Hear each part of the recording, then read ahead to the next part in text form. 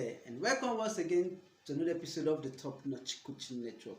My name is Still Confidence with me, and I'm your host as usual. In our last episode, we took a financial intelligence test, and like I said, that I am looking forward, and I am still looking forward to feedbacks from this test. If you have taken the test, I would like to hear a feedback to know how well you did, to know the place. I just want a feedback on the test, how well you did or how badly you did, so we can all learn and grow together. So your feedbacks are still being expected from that last episode on financial intelligence test. Moving on from there, today we want to start a brand new series. We want to start a series on personal finance risk. I actually learned this from one of my financial coach and mentor, Shola Adeshaki. She taught me this thing, and I am also teaching you, my viewers, here today. So, talking about personal finance risk, as we all know, that life itself is a risk. Getting married is a risk. Entering a bus, taking a plane, taking the train to any destination is a risk. Life generally is full of risk, and we take them every day. And the risk also includes our finances. One of my mentors, Olumide Emmanuel, will always say that there are many things that God forbids, but there are many things that life permits. So it is this risk that life permits that we want to look into with regards to our finances. So in this series, we are going to be looking at 4 personal finance risks, 4 areas where our finances can be at risk, and then we are going to also discuss solutions or ways to mitigate against this risk or to curb them to the best of our ability. So there are 4 areas of this personal finance risk I want to look at.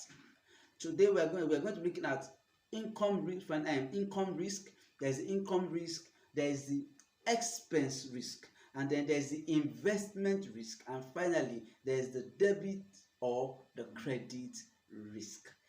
Today we're going to start off with the very first, income risk.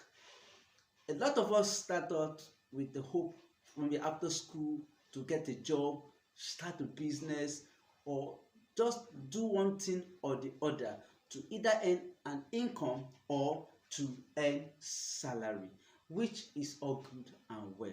But remember, like I said, life happens. There are things that God forbids, but that life permits, that could affect our income or our salary. For instance, there are things like accidents.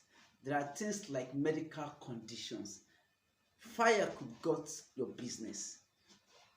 You could have an accident, for instance, that could create a disability for you, and that will make it impossible for you to work or to earn anymore. All these things are what we call income risk, because every one of these scenarios affects your income directly or indirectly.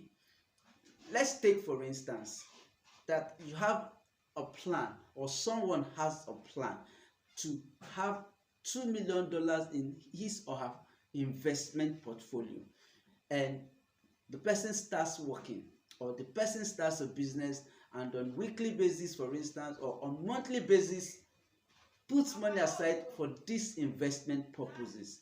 But let's say 2-3 years along the line, something happens. Maybe he gets involved in an accident.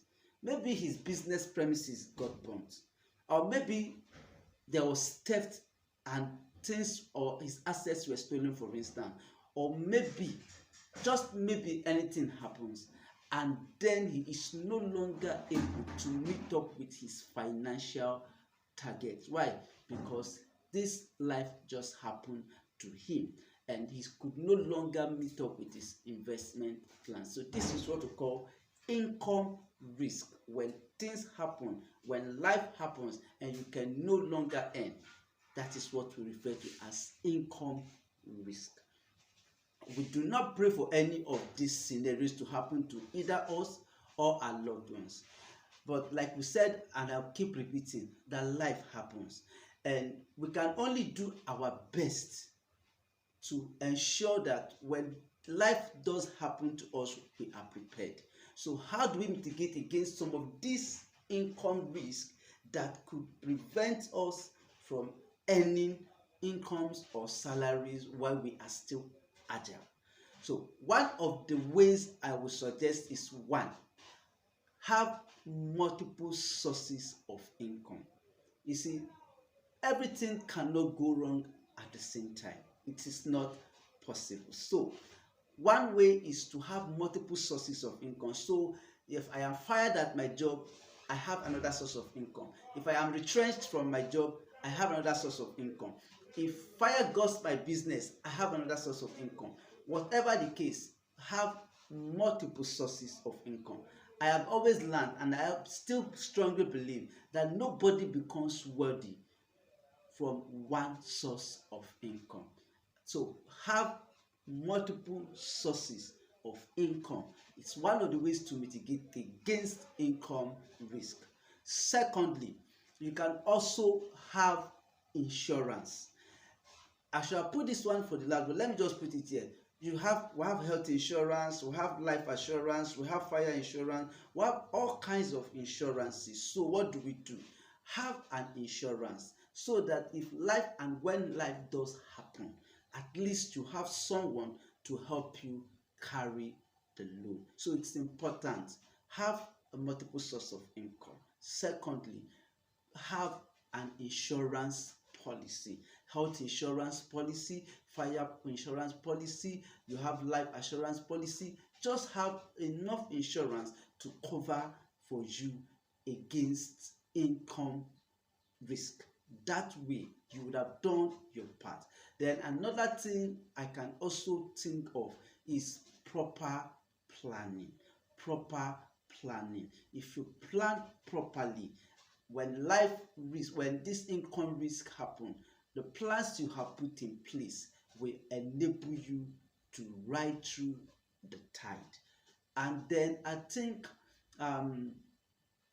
you can think up of other ways whereby you can mitigate against income risk. But there are other ways, but I've just given you two to the best of my knowledge, and I'm sure that if you can apply these two, it will help you. When I come your way again next week, we will discuss the second type of personal finance risk, which is what?